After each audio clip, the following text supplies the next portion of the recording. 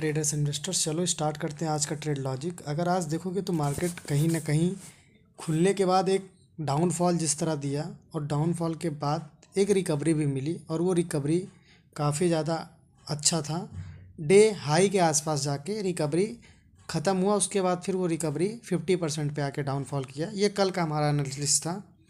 तो आज के एनालिसिस में हम देखेंगे, अब आज हम समझेंगे इसको। तो आप डेली टाइम फ्रेम का चार्ट्स ओपन करो और चार्ट्स ओपन करने के बाद आप यहाँ से एक ट्रेंड आइडेंटिफाई कर देना। इस ट्रेंड लाइन का एक सपोर्ट था और ये ब्रेक हुआ था आज के ट्रेडिंग सेशन में। इसको 5 मिनट पे शिफ्ट करोगे तो देखना ये ट्रेंड लाइन ब्रेक हुआ और मार्केट जब आज ओपन हुआ तो मार्केट की जो ओपनिंग थी यहाँ के आसपास एक ओपनिंग मिली, ये कैंडल बना। ये कैंडल बनने के बाद जैसे ही ये वाला लो ब्रेक हुआ, मार्केट में एक शार्प सेलिंग आया और फिर आपको बी शेप रिकवरी मार्केट में दिखाई देगा अपर साइड पे।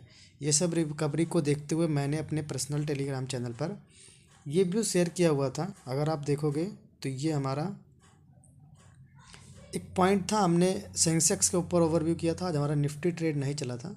मैंने 10 बजे के आसपास लिखा था कि 8200 तक आपको एक बार मार्केट ऊपर जाएगा तभी गिरेगा। अब आप देखोगे तो 82 300 400 बाद में गया, बट मार्केट पहले गिरा। तो पहला मेरा बाइंग साइड का जो ट्रेड था उसका एक छोटा सा माइनर असल गया। फिर मैं शॉर्ट कवर कैप्चर कर रहा था, वो नहीं हुआ। फिर दिखाई दिया कि मार्केट अब कंटिन्यू सपोर्ट्स के पास आ सकता है, जो स्ट्रॉन्ग सपोर्ट है।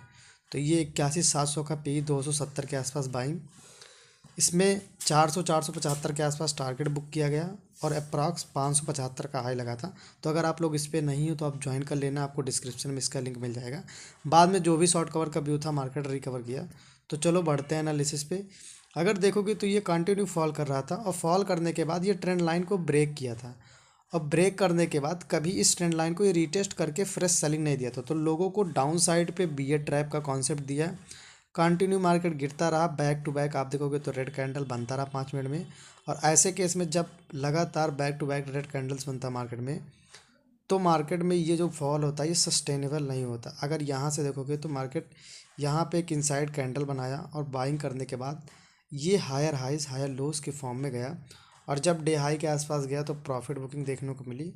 और फिर देखोगे मार्केट आके यहाँ कंसोलिडेट कर गया अब तक ट्रेंड लाइन। तो अब ट्रेंड लाइन के ऊपर जब तक मार्केट है तब तक जो भी फॉल था वो कंप्लीट हो गया। अगर कैंडल क्लोजिंग की बात करोगे तो आपको एक neutral spinning bottom candle stick दिखाई देगा। ये स्पिनिंग बॉटम कैंडल है। स्पिनिंग बॉटम कैंडल से कंफर्मेशन मिलता है कि अब मार्केट में इसका हाई ब्रेक होगा तो मार्केट यहाँ तक अटेम्प्ट करेगा। आने वाले दिनों में इसका लो ब्रेक होगा तो मार्केट डाउन साइड पे ये वाले सपोर्ट जोन के आसपास आ सकता है, जो 24 आपका 700 600 के आसपास है। तो आज का ट्रेड लॉजिक काफ़ी सिंपल था।